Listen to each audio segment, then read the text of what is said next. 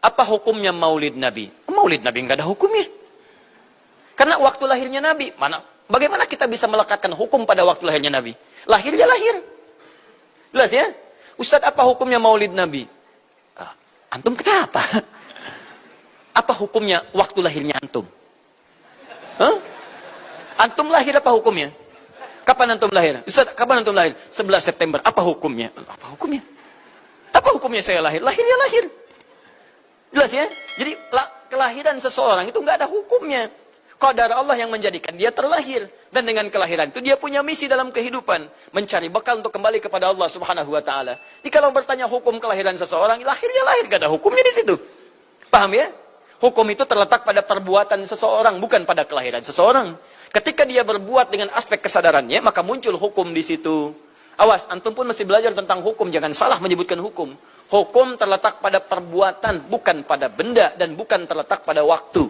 Jadi ketika ada perbuatan melekat pada benda dan waktu itu, maka muncul hukum. Apa hukum gelas?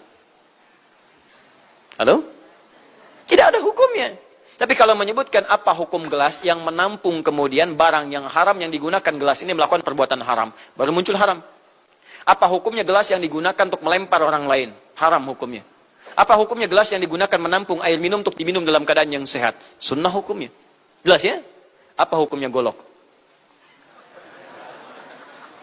Golok digunakan apa? Kalau digunakan menyembelih hewan kurban, maka jadi sunnah hukumnya.